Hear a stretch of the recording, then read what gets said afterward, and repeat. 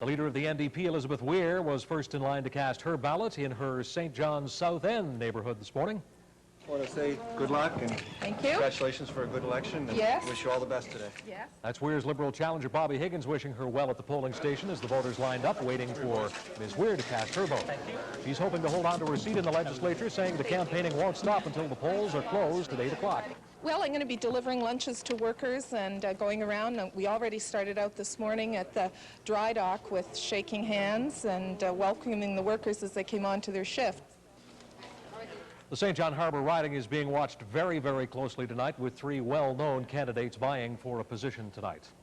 And ATV's Sally Cummings is live in St. John tonight. That is quite a race shaping up there in St. John Harbour, it seems, Sally. That's right, Steve. This is being considered a tight race in this riding. As you know, NDP leader Elizabeth Weir has been campaigning hard to hold on to her seat in the legislature.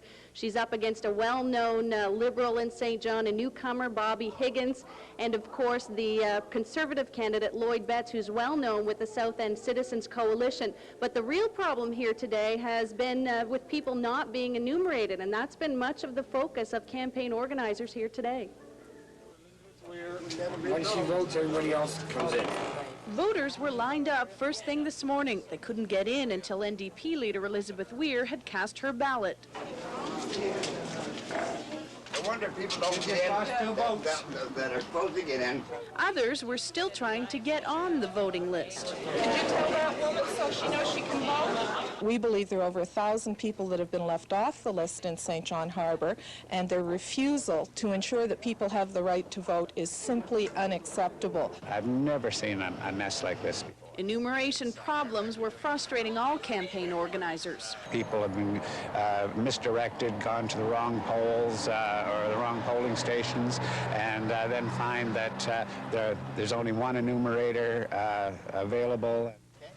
My name's Weir.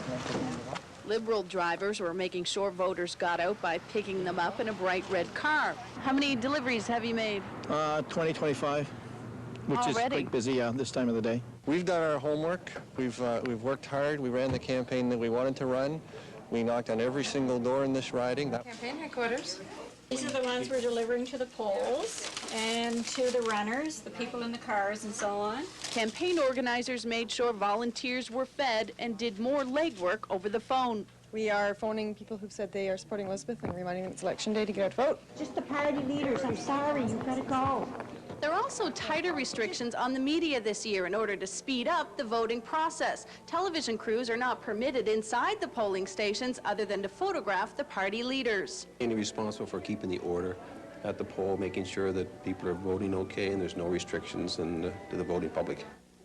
Now, when we were here earlier this afternoon, Steve, the voter turnout had been really slow. Things have picked up now. People are starting to shuffle in, but apparently it's still at less than 1/3.